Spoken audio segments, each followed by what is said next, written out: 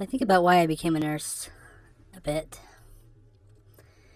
It's funny. I think there's more female nurses out there, and I'm more comfortable around females just generally. I don't know why that is. Maybe it's because I'm more of a female myself, right? I'm an effeminate male. Awesome.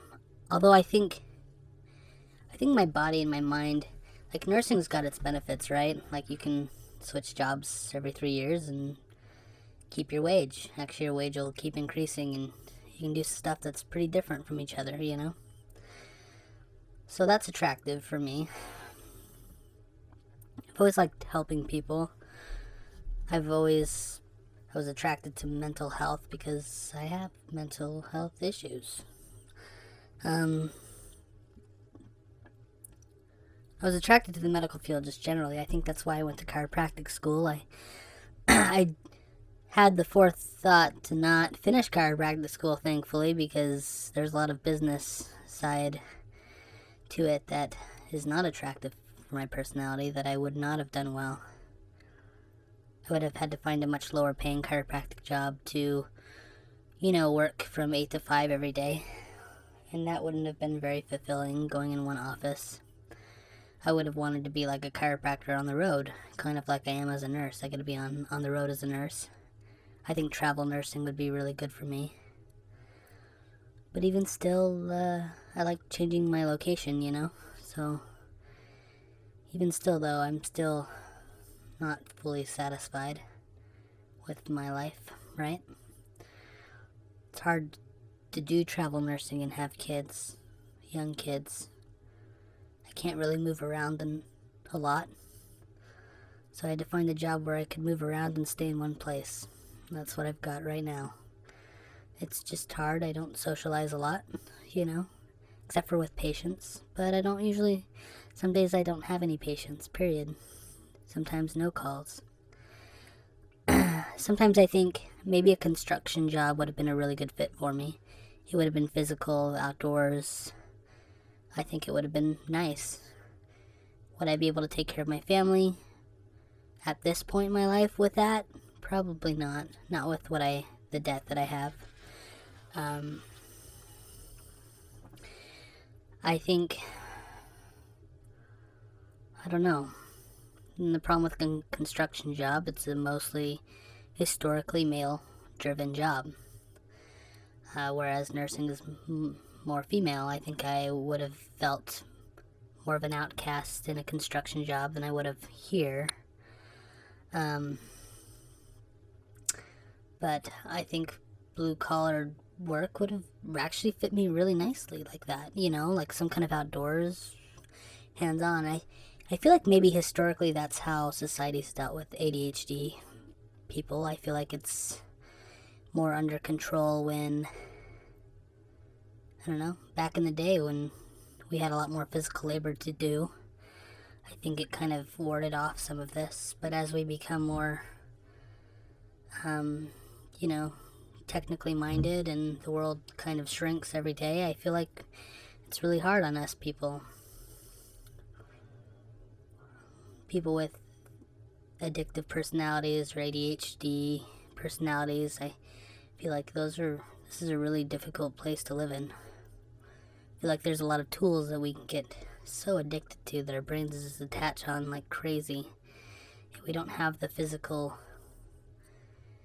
labor requirement just to, put food on the table. We don't have that survival factor that really is good for us. I know being homeless during nursing school was extremely difficult. I had a room that I rented, but I couldn't take my kids there ever. I just had a bed there. I slept there probably 2 or 3 times a week, maybe. The other time I was working so much, I would just take 30-minute naps in between shifts. I'd work 120 hours one week. And I still clock in over 110 hours a week, and I still can't really afford to put food on the table, even now, for me. It's hard when I get my kids. I pull out their credit cards because they aren't going to go without, you know? I wouldn't allow that to happen to them. And I make good money as a nurse, even by our society standards, like really good money. I mean, I work a lot, but it's still good money. And the state I live in doesn't really pay out. It's probably one of the lower ones in the country, but so I have to work 2.5 jobs here to make ends meet, and I'm not even doing that. Wish my state would bump up our wages. Housing is going up where we live, so I can't afford a house, so I live in a trailer. It's 20 feet long. I guess I'm still homeless. I don't have running water. So I have to walk outside to go to the bathroom. So in a sense, I never stopped being really homeless. The last room I stayed at used to be a meth house. The person I was renting from illegally, you know, I wasn't subcontracting, kind of under the table, but you know, I had a hard time bringing my kids there even. You know, the walls were crumbling, and I'm sure there was mold and lead and asbestos and just terrible stuff going on in that house. And I just can't afford anything more, you know. That was $100 a month. Where I live now for my trailer is like $175. Plus I have to pay some fees, but it's still cheaper than renting a single room bedroom apartment anywhere, you know. I mean, housing isn't, I don't know, I think I'd have to pay at least $800, $900 base, maybe, to get a studio anywhere. And it just, I can't even afford that, you know. I'm stuck at affording something in the $500 range, which is where I live. It's okay. I mean, I like the idea that I can just pick up and go whenever. I can hitch up this thing to my truck and move somewhere else. But my kids are here, so I can't move very far. Maybe I thought about just going and living in the mountains, but I don't get the best reception up there. Maybe one day I can get a cabin in the mountains. That would be nice. Something with internet. I could do Wi-Fi calling, so I could still work. But I still, I don't know. Just kind of being here in the mountains area is kind of claustrophobic a little bit.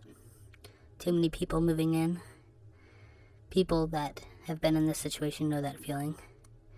It starts getting way too crowded and you're just like, it's time to move, you know?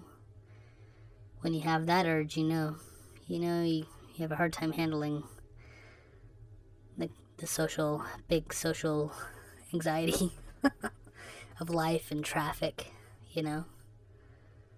Traffic's not that bad. I mean, I drive a lot today, you know, but I drive during the day. I don't really drive during peak traffic times. I go see patients in the middle of the day when there is no traffic, which is nice.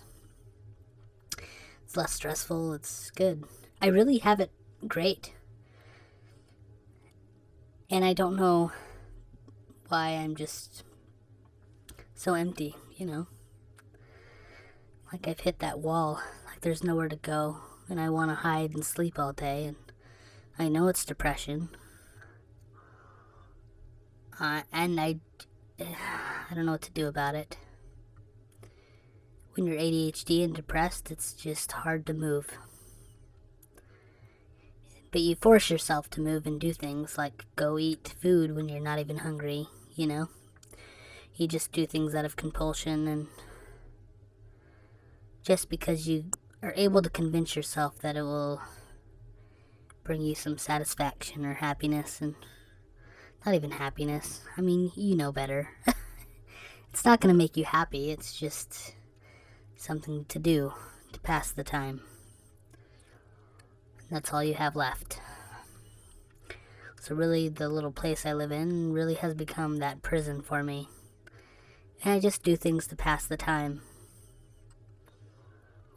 I can't even get myself to watch TV anymore, really. Sometimes I can. Some days are good and I can pull something up, but most days not.